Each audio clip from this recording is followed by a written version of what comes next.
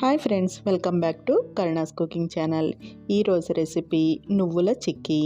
నువ్వులలో calcium, iron సమృద్ధిగా ఉండడం వల్ల ఆడపిల్లలకు మంచి ఆరోగ్యాన్ని చేకూరుస్తాయి. ఇంకా నువ్వులలో జింక్ కూడా సమృద్ధిగా ఉంటుంది.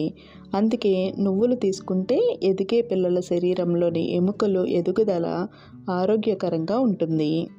ఇంకా మహిళలు ప్రతిరోజు నువ్వులు, బెల్లం కలిపి తయారు చేసిన నువ్వుల ఉండలు కానీ, నువ్వుల చిక్కీ కానీ తీసుకోవడం వల్ల శారీరకంగా దృఢంగా ఉండగలుగుతారు. ఇలా సింపుల్గా 10 నిమిషాల్లో తయారు చేసుకోగలిగే నువ్వుల చిక్కీని ట్రై చేసి చూడండి. ఈవినింగ్ స్నాక్స్ లాగా, లేదంటే పిల్లలకి స్నాక్స్ బాక్స్లోకి పెట్టడానికి కూడా చాలా బాగుంటుంది. ఇంకా తయారు చేసుకోవడం కూడా చాలా సింపుల్ అండి. మనం షాప్స్లో కొన్నప్పుడు ఎంత టేస్టీగా ఉంటుందో, ఇంకా చూడ్డానికి కూడా లుక్ వైజ్ కూడా అంతే బాగుంటుంది. ఒకసారి ట్రై చేసి చూడండి. ఇంకా మన ఛానల్ని ఫస్ట్ టైం చూస్తున్నట్టయితే సబ్స్క్రైబ్ చేసుకుని పక్కనున్న బెల్ ఐకాన్ని ప్రెస్ చేసినట్టయితే నేను ఎప్పుడు వీడియో పెట్టినా మీకు నోటిఫికేషన్ వస్తుంది.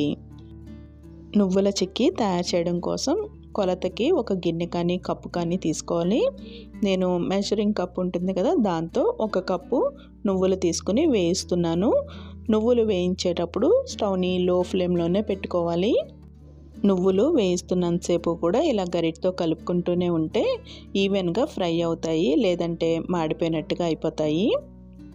నువ్వులు కమ్మటి వాసన వస్తూ కొంచెం కలర్ చేంజ్ అయ్యి చిట్టపటామంటూ ఉంటాయి.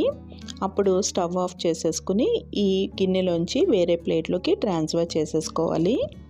నువ్వుల్ని సేమ్ ప్యాన్లో ఉంచేసాము అంటే ప్యాన్కి ఉన్న వేడికి నువ్వులు మాడిపోయినట్టుగా అయిపోతాయండి. అందుకని వేరే ప్లేట్లోకి తీసుకుని ఇలా చల్లారనివ్వాలి.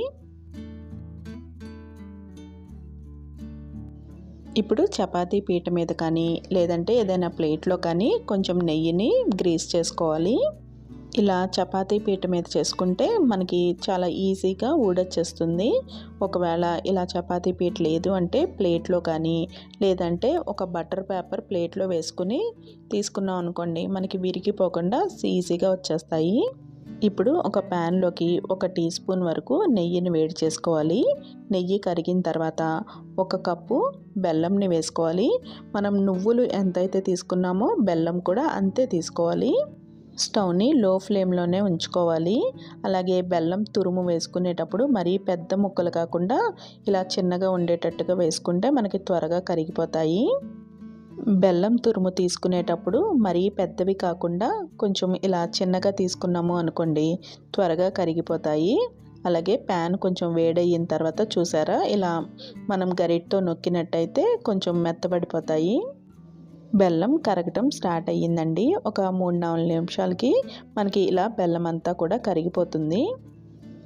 ఇలా గరిటతో కలుపుకుంటూ ఉండాలి.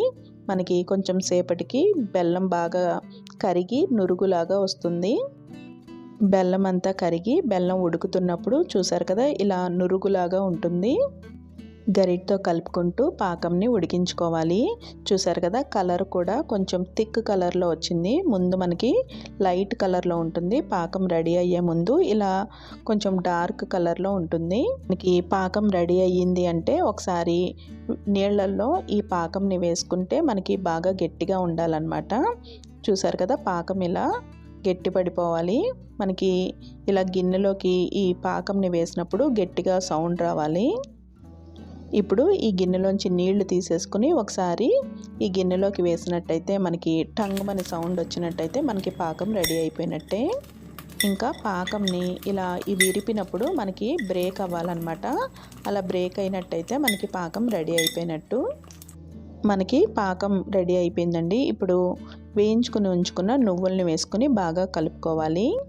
పాకం రెడీ అయిపోయిన వెంటనే స్టవ్ ఆఫ్ చేసేసుకుని వేయించుకున్న నువ్వులు వేసుకుని బాగా కలుపుకోవాలి. ఇదంతా కూడా చాలా ఫాస్ట్గా చేసేసుకోవాలండి. మనకి పాకం బాగా గట్టిగా రాయిలాగా వచ్చేసింది కదా, అంటే మనకి గిన్నెలో ఇలా వేసినప్పుడు టంగుమని సౌండ్ వస్తుంది కదా, అది రాయిలాగా పాకం వచ్చినట్టండి.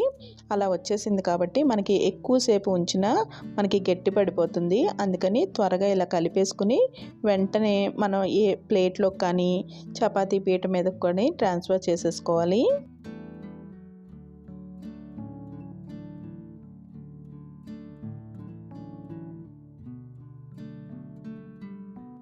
చపాతీ పీట మీద నెయ్యి రాసుకుని రెడీ చేసుకున్నాం కదండి, దాని మీద వేసుకుని స్ప్రెడ్ చేసుకోవాలి.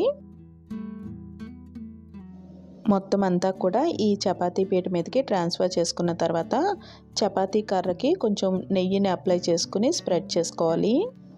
బాగా పల్చగా కావాలి అన్నా కానీ ఇలా చపాతీ కర్రతో స్ప్రెడ్ చేసుకుంటే ఈజీగానే స్ప్రెడ్ అయిపోతుందండి. కానీ కొంచెం ఫాస్ట్గా చేసుకోవాలి. ఇలా స్ప్రెడ్ చేసేసుకున్న తర్వాత మనకి నచ్చిన షేప్లో కట్ చేసుకోవాలి.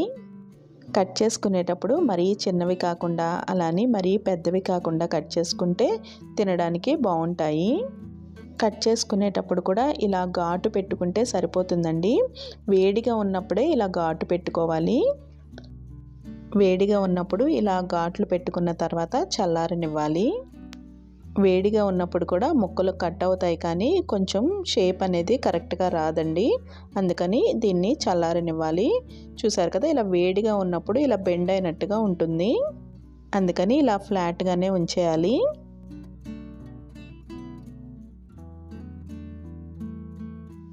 చిక్కీ రెడీ అయిపోయిందండి. ఇప్పుడు చేత్తో ఒకసారి ఇలా కదిపినట్టయితే మనకి బయటకు వచ్చేస్తుంది. ఇలా ఘాటు పెట్టిన దగ్గర 2 చేతులతోని ఇలా విరిపినట్టయితే మనకి చిక్కీ చక్కగా విరిగిపోతుంది. షేప్ కూడా చూసారా, మనం ఎక్కడైతే ఘాట్లు పెట్టామో అక్కడే కరెక్ట్గా విరుగుతుంది. ఎంత చిన్న పీస్ అయినా కానీ మనకి పర్ఫెక్ట్గా విరిగిపోతుంది. చూసారు కదండి, షాప్లో కొన్నట్టుగా ఎంత పర్ఫెక్ట్గా వచ్చాయో. ఎన్నో హెల్త్ బెనిఫిట్స్ ఉన్న ఈ నువ్వుల చిక్కీ మీరు ట్రై చేసి చూడండి. మరొక ఇంట్రెస్టింగ్ అండ్ టేస్టీ రెసిపీతో మళ్ళీ కలుద్దాము. Thank you for watching Karuna's cooking channel.